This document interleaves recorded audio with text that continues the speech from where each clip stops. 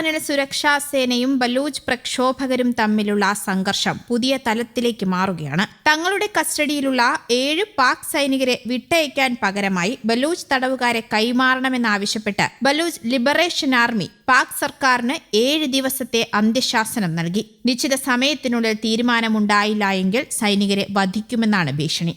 BLAയുടെ മാധ്യമ വിഭാഗമായ ഹക്കൽ പുറത്തിറക്കിയ വീഡിയോ സന്ദേശത്തിലാണ് പാക് സൈനികരെ കസ്റ്റഡിയിലെടുത്ത വിവരം പങ്കുവച്ചിരിക്കുന്നത്. 7 ദിവസത്തിനുള്ളിൽ പാകിസ്ഥാനിലെ ജയിലുകളിൽ നിന്ന് തങ്ങളുടെ അംഗങ്ങളെ വിട്ടയച്ചില്ല എങ്കിൽ കസ്റ്റഡിയിലുള്ള സൈനികർക്ക് വധശിക്ഷ നൽകുമെന്നാണ് BLAയുടെ മുന്നറിയിപ്പ്. അതേസമയം BLAയുടെ വീഡിയോ സന്ദേശത്തിൽ പാക് സൈന്യമോ സർക്കാർ അധികൃതരോ ഇതുവരെയും പ്രതികരിച്ചിട്ടില്ല. BLAയുടെ അവകാശവാദങ്ങൾ സ്ഥിരീകരിക്കാനായിട്ടില്ല എന്ന് വാർത്താ ഏജൻസികളും റിപ്പോർട്ട് ചെയ്തു. ഓപ്പറേഷൻ ഹെറോഫ് എന്ന സൈനിക നീക്കത്തിന്റെ 2ാം ഘട്ടത്തിനിടയിലാണ് പാക് സൈനികരെ പിടികൂടിയതെന്നാണ് BLA പറയുന്നത്.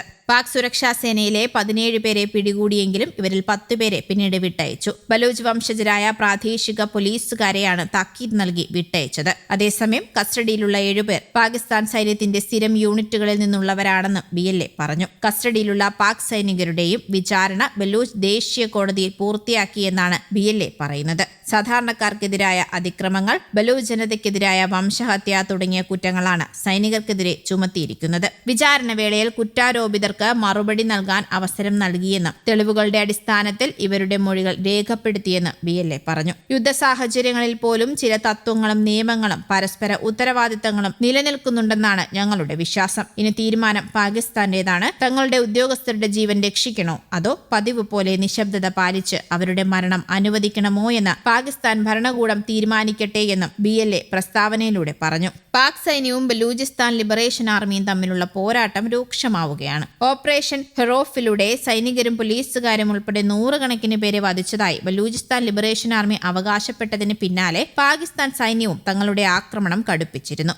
BLA നേതാക്കളെ തേടി പാകിസ്ഥാൻ സൈന്യം തിരച്ചിൽ ശക്തമാക്കുകയും ചെയ്തു. പാകിസ്ഥാന്റെ ഏറ്റവും വലിയതും ഏറ്റവും കുറഞ്ഞ ജനസംഖ്യയുള്ളതുമായ പ്രവിശ്യയായ ബലൂചിസ്ഥാൻ വിഘടനവാദി വിമതരും ഭരണകൂടവും തമ്മിലുള്ള കുറഞ്ഞ തീവ്രതയിലുള്ള സംഘർഷങ്ങളുടെ കൂടി വേദിയാണ്. വർഷങ്ങളായി അക്രമത്തിന്റെ തീവ്രതയിൽ മാറ്റങ്ങൾ സംഭവിച്ചിട്ടുണ്ട് എങ്കിലും ഇടയ്ക്കിടെ നടക്കുന്ന വലിയ ആക്രമണങ്ങളും പ്രത്യാക്രമണങ്ങളും പ്രവർത്തനങ്ങളും ഈ മേഖലയുടെ ചില ഭാഗങ്ങളിൽ ദൈനംദിന ജീവിതത്തെ തടസ്സപ്പെടുത്തുന്നുണ്ട്.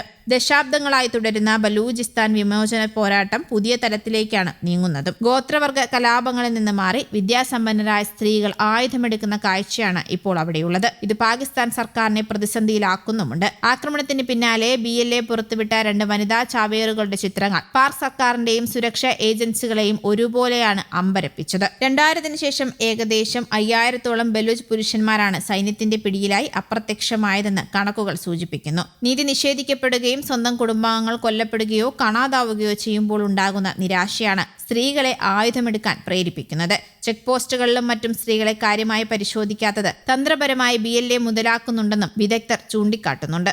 News desk, Kerala Kaumudi.